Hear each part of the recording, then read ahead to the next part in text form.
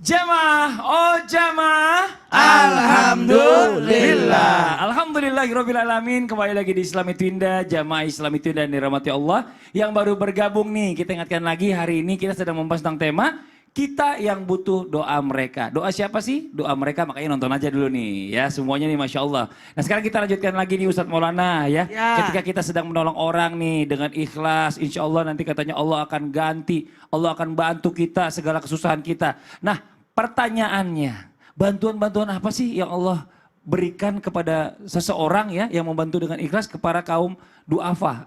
Bukan yang butuh ketika ada maunya doang gitu maksudnya Ustadz Maulana. Mau izin tafadhol penjelasannya. Izin Habib dan Ustazah, Masya Allah, Tabarakallah. Hari ini kita menggugah hati dan perasaan kita untuk tidak meremehkan orang-orang di sekitar kita.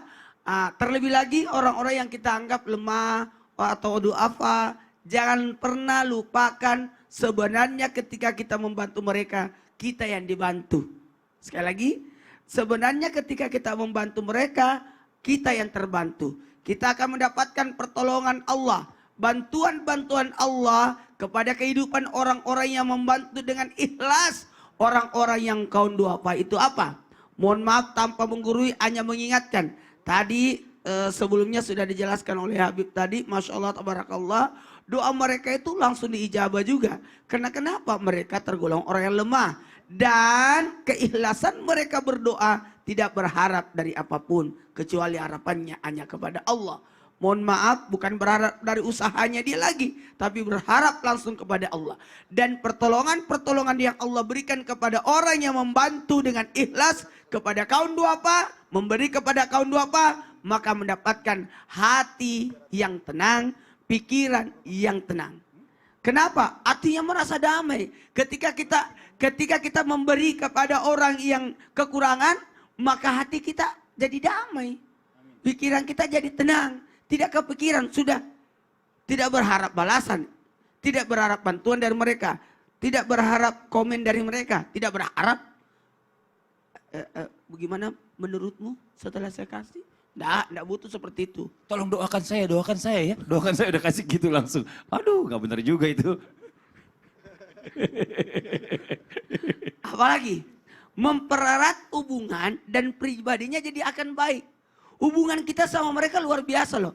Dan tanpa kita sadari ada orang-orang yang dalam artian kita tertidur nyenyak tapi mereka mendoakan kita. Semoga dia berumur panjang. Tanpa kita mintai pasti dia kasih kita doa. Itulah luar biasanya orang-orang yang duafa kalau kita kasih mereka. Selain hati jadi tenang dan pikiran jadi tenang juga. Maka kita akan memperoleh hubungan yang luar biasa. Alhamdulillah kita akan jadi baik. Bahkan nanti kelak dari kemudian akan dipanggil orang-orang yang membantu orang yang duafa. Dipanggil oleh Allah. Sini. Inilah orang-orang yang pernah memberi aku makan. Kata orang-orang di hari kemudian, lah kapan Allah butuh makan?